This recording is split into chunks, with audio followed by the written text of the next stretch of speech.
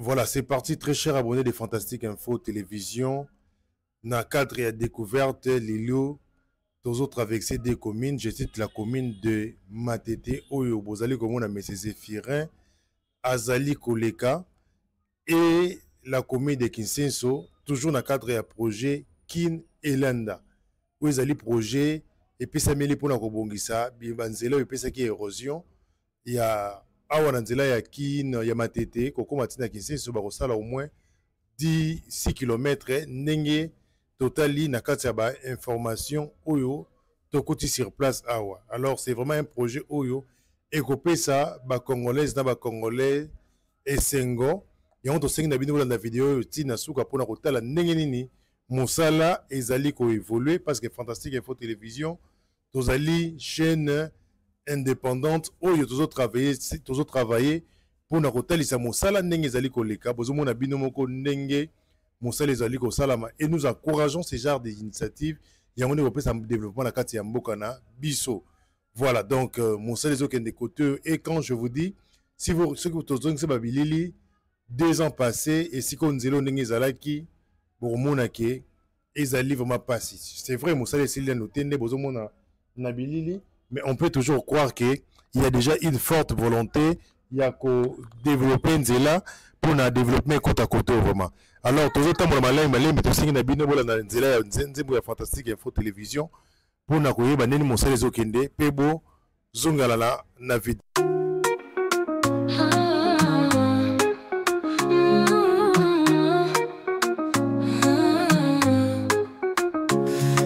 La chaîne de la promotion, agriculture, pisciculture, élevage en action, accompagnement pour votre réussite, agribusiness, notre mission, on s'y invite. Fantastique Info TV, interface de la diaspora, pour un Congo bio, cultivons sans déboire. Agriculture, priorité des priorités, tout devient réalité. Gestion de projets agricoles, transformation du produit frais vers la consommation. Avec nous, chaque récolte est une victoire pour un avenir vert plein d'espoir. Fantastique Info TV, interface de la diaspora, pour un Congo bio, cultivons sans déboire. Agriculture, priorité des priorités, tout devient réalité. Il est temps que les Congolais mangent bio. En Santos à la Bilonga, c'est le mot. De la terre à la table, un parcours réussi. Avec Fantastique Info TV, le futur est ici. Le vrai changement de la RDC passera par l'agribusiness. N'oubliez pas de vous abonner, vous gratuitement. Fantastique Info TV, interface de la diaspora, pour un Congo bio, cultivons sans déboire.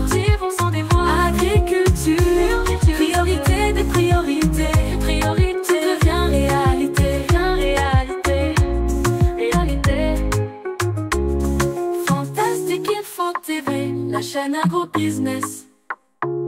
Pour un Congo prospère, un grand succès, rejoignez-nous, ensemble construisons l'avenir vert de notre nation. Le vrai changement de la RDC passera par l'agribusiness. N'oubliez pas de vous abonner, vous, gratuitement.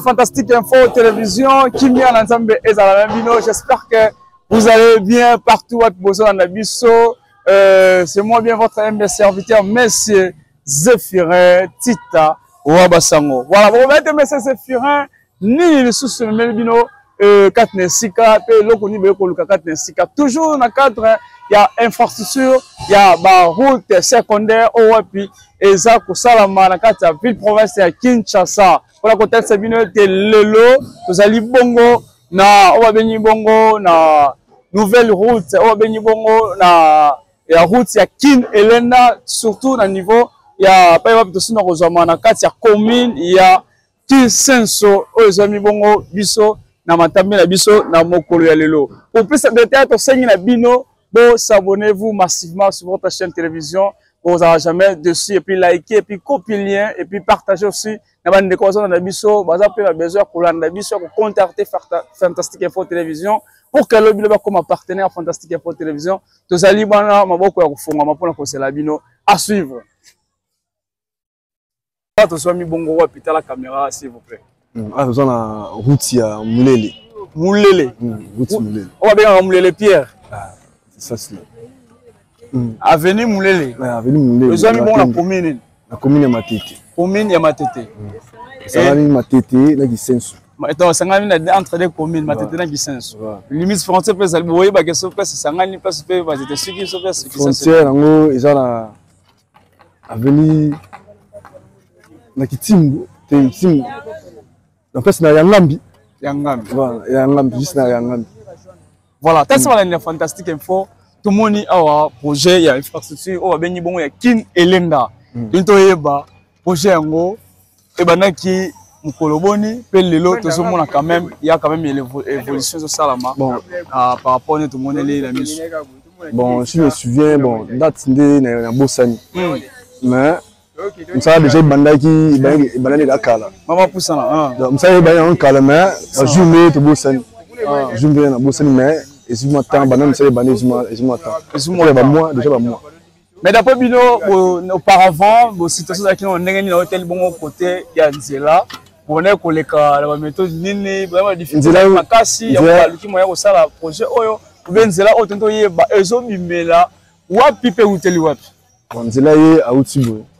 Juste dans c'est quoi na Kintaku juste Kintaku quartier Kintaku dans Ngufu Kintaku uti kuna binguna ndi azo mataki ti Kisenso amati peut-être côté d'état à côté na de la paix amati côté d'état kuna amati côté d'état ah Nzela ko des quitté donc il ba bambu avec tellement des histoires ba fou là niveau mon belé mais si ba créer ngone ba fungula bonde et puis moi mais quand même babuka qui paie ne ba côté mususu zo oui babuka ko ngani ba papa si mususu wanda ko buka ni ba lele ba ni po ba fungula Nzela po Nzela il va muke donc Nzela il va goûter donc ba 2 personnes 3 personnes ba rôle mais ni fungami et comme évolution aux autres faire ndenge ba depuis ba net kino lelo ouais évolution qui non c'est bon pas ba ni kolo parce que ah on ba des gars on ba des gars déjà ba ma ba zelu donc on ba so faut faire pour matin mais kolo déjà c'est bon les balos ça on descend et quitte si ya sangana oyo c'est bon mais c'est bon merci beaucoup mote mpaka mbote ozali kombo benga d'abord na kombo ngai kombo na ngai père double koto nyonso bayebi ngai mwana moke mokolo ayebi ngai na komba père double za technicien parce que nazali technicien atelier na ngai yango oyo ajuster alors naza ajuster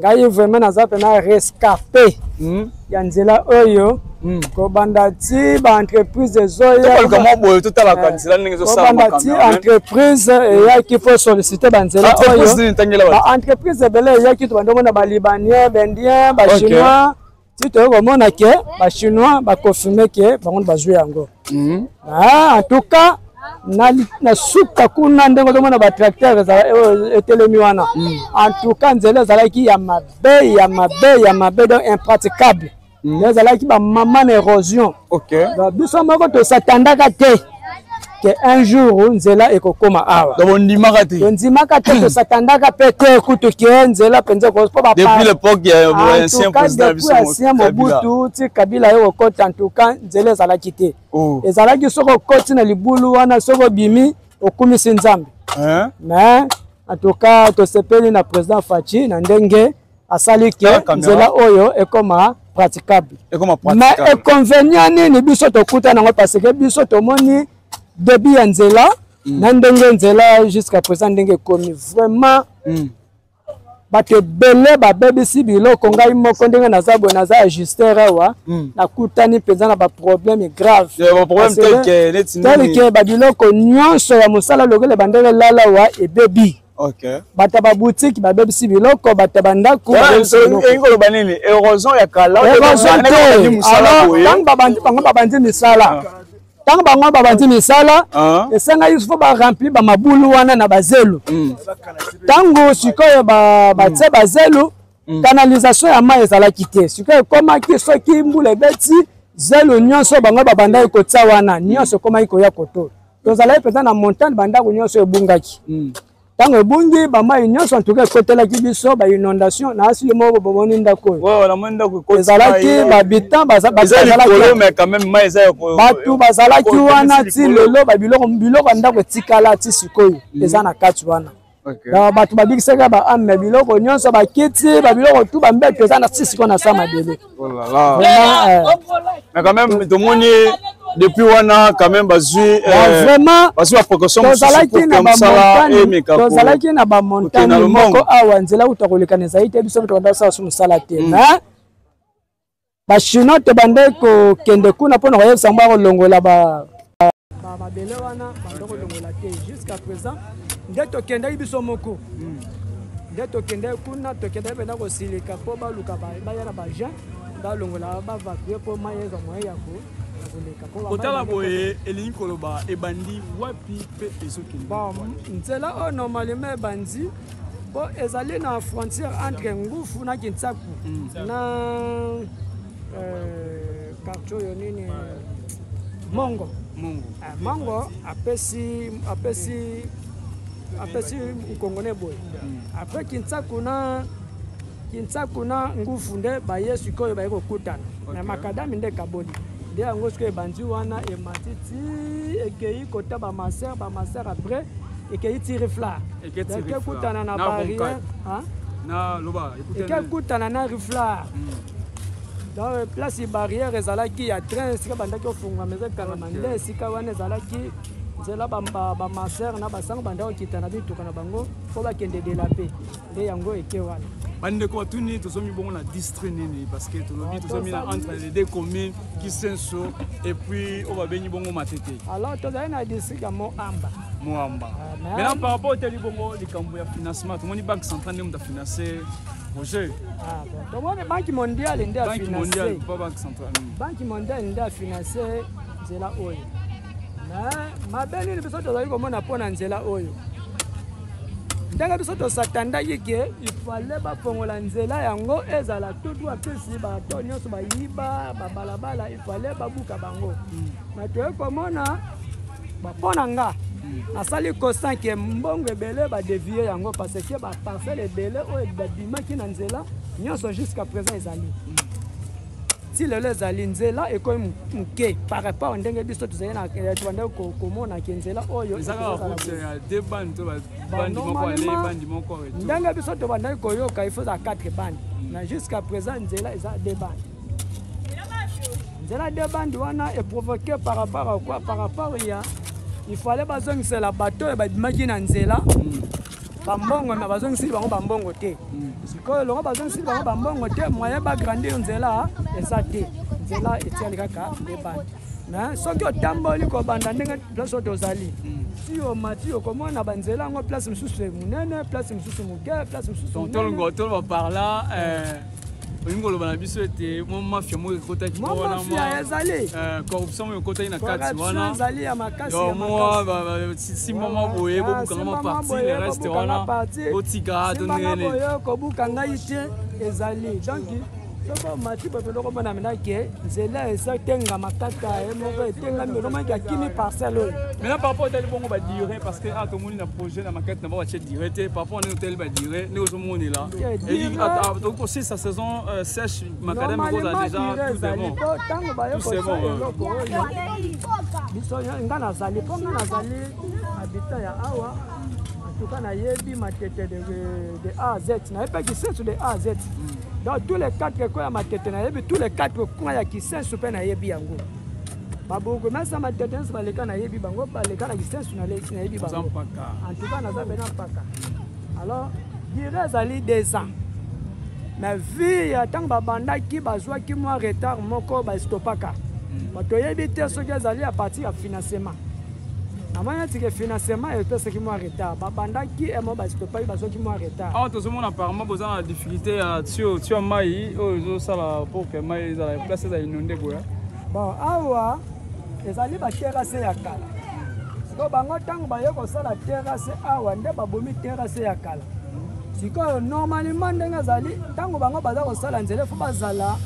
na bato régie des zones na bato SNEL na bango bazo sala nzela bazaka na bango moko bazo bateke tole kanya wa ou bien câble SNEL elekanaki awa alors ntango bakende kolongola zele mpo terrasse ozala deja ya kokundana alors ntango bazotimola mpo basala mino na bango mpo basala terrasse nde baye kokutana soki na obstacle nzoka nde tro eza na kati naotali bongo likambo ya makadam nzela ekoti apart makadam kotala bino malamu malamu na kisensu depuis toyaki tozomona courant ezopela mai ezopela toyebi te difficulté nini lisusu bokotikala nango na ngambo ya kisensu to na ngambo batebe bon normalement oyo ozomona ndenge courant eza kopela ezali kaka ngambo ya matete nde matete omona sika bindana mibale eza kopela nde sika matete esepare na kisensu frontière nde ya matete na kisensu na wana koto oyo lokola bazali na kabine azali bakabine courant eza kaka place nzete wana ozomona wana nde yango ozomona ke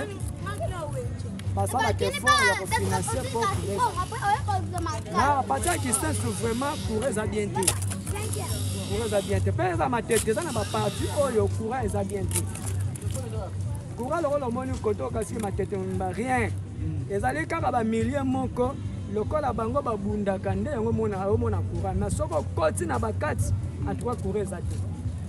Voilà papa na biso le grand maître comme lisusu nano lobaki père double le grand ajusteur nzambe apambola yo tokoleka lisusu toya koinaugura yango so ensemble na bino tomona si réellement bakokisi to mpe baréalise projet wana mpe tomoni na miso elongola bino loyenkana ebandi tosepeli na présence na bino à tout moment bolekanaka mpo so bozolekana mpe eketisa bango mpe pression ya koavance mosala na so bango mpe bazomona ke ata motu moko ya mboka oyo azali lisu ya population azolekana te mpe bazwa pression wana eza te fale miso na bino mpe eyaka mpo bango mpe bazwaka mwa vitesse ya kosala mosala.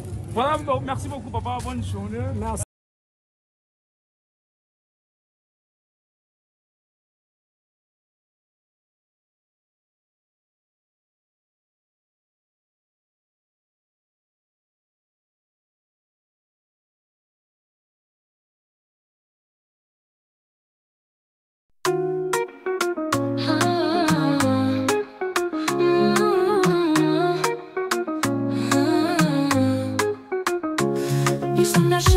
Promotion, agriculture, pisciculture, élevage en action. Accompagnement pour votre réussite, agribusiness, notre mission, on s'y invite. Fantastique, il faut TV, interface de la diaspora.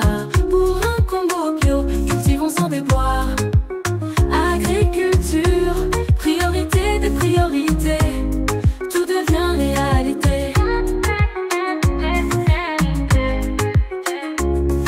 De projets agricoles, transformation du produit frais vers la consommation. Avec nous, chaque récolte est une victoire pour un avenir vert plein d'espoir. Fantastique Info TV, interface de la diaspora. Pour un combo bio, cultivons sans déboire. Agriculture, priorité des priorités, tout devient réalité. Il est temps que les Congolais mangent bio. En Santos à la Bilonga, c'est le mot.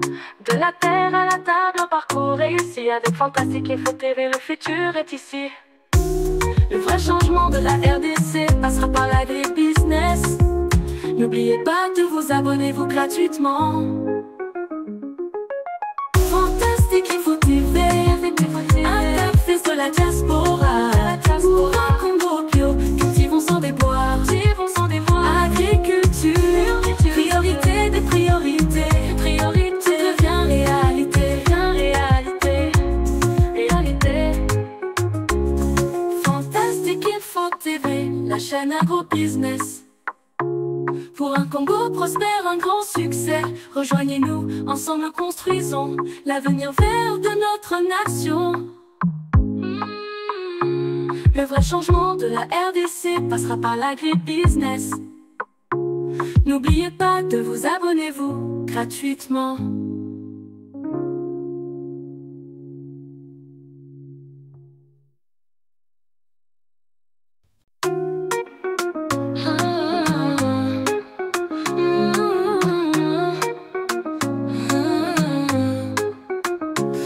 Nous sommes la chaîne de la promotion. Agriculture, pisciculture, élevage en action. Accompagnement pour votre réussite. Agribusiness, notre mission. On s'y invite. Fantastique Info TV. Interface de la diaspora. Pour un combo bio, cultivons sans déboire. Agriculture, priorité des priorités. Tout devient réalité. Gestion de projets agricoles, transformation du produit frais vers la consommation. Avec nous, chaque récolte est une victoire pour un avenir vert plein d'espoir. Fantastique Info TV, interface de la diaspora. Pour un combo bio, cultivons sans déboire. Agriculture, priorité des priorités. Tout devient réalité. Il est temps que les Congolais mangent bio. En santo salabilonga, c'est le mot. De la terre à la table, un parcours réussi. Avec Fantastique Info TV, le futur est ici. Le vrai changement de la RDC passera par l'agribusiness. N'oubliez pas de vous abonner gratuitement. Fantastique Info TV, interface de la diaspora.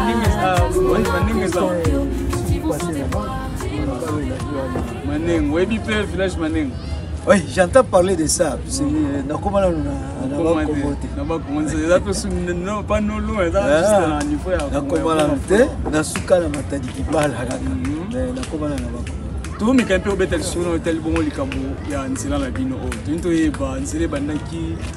Quand et puis les autres monde quand même évolution d'après Bino parce que et quand même évolution zali tout les alités. Bon, on appelle ça comme un pancarte ou un fichier où voilà. Balobaki pour 2 ans. 2 ans. Hein? Donc 24 mois. 24 mois, une année. Batuaza Oloba, c'est papa, je vous dis que mais pour Obima, puisque là, il y a une tendance. Libulu moko ya ki akanzela mukebu matiti bongo bakuluna libulu ezela ki boete libulu na ebisai et puis oyebike batu baza mystique balinga développement ba combattre même pour ça la misala ba mbula wana ezali ba mbula nzambiti ba ba linga te ba ezelo esale ba mbula que non congolais li na lo bate pour la monio donc balingi kaka batikala kaka na mulili puisque oyebike diable la sali ténèbres dernier propriété eza boye pour la bango donc ba bebisi bango mais maintenant tout est accompli, on voit déjà, tout le monde a déjà. Tout le monde a déjà, même ma parcelle. Non, comment la valeur au Bandaoteka, par exemple, on a déjà facilité à déplacer au commande. Et puis surtout ceux qui vont relier en moi qui m'ont campus qui va le côté à Omtra, puisque moi je vais là-bas dans ça. Au lieu qui t'a raboué, la robe de Matara, la Bimiti, la Omtra. Vraiment, merci Mimito Pessina, vision chef de l'État. Malgré il est combattu, on a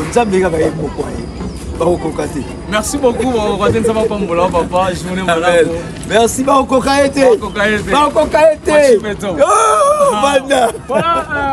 très chers abonnés à Fantastique Info, vous avez la partout, diaspora, vous avez la confiance. Toujours en cadre de découverte, pour la contestation, toyokaki tomona yango mpe na misu sérieusement makambo azoloba eza ya solo kasi mpona koloba ete andeo ya rocade ya ngambo oyo ezorelie les 6 communes ou 5 communes oyo toyebi toza susu makutu secondaire oyo mpe ezosalama matin midi soir mpona kotesa na ngambo ya kisensu na ngambo ya matete tomoni nzela yango esalami na nkombo ya kin elenda oyo bayebaki ete libulu érosion monene na ngambo ya kisensu okoki kosomba parcelle te okoki kovanda kuna te okoki kokuta poto oyeba oluwe maflate na ngambo ya kisensu te mpona kotesa bino te nzela yango esalami tout est bon nyonso emonisami nyonso yango oyo ezokende na kozala réalise tikaki nona mambola bino.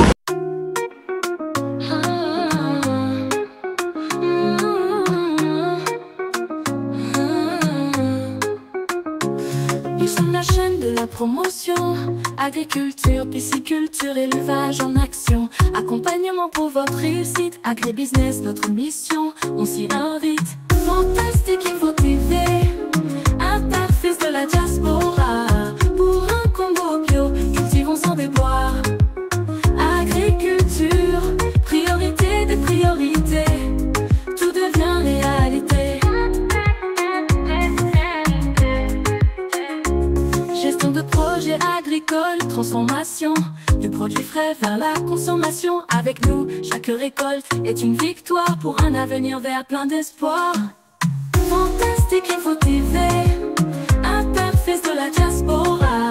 Pour un Congo bio, cultivons sans déboire. Agriculture, priorité des priorités. Tout devient réalité. Il est temps que les Congolais mangent bio. En Santos à la Bilonga, c'est le mot. De la terre à la table, un parcours réussi. Avec Fantastique Info TV, le futur est ici. Le vrai changement de la RDC passera par l'agribusiness. N'oubliez pas de vous abonner gratuitement.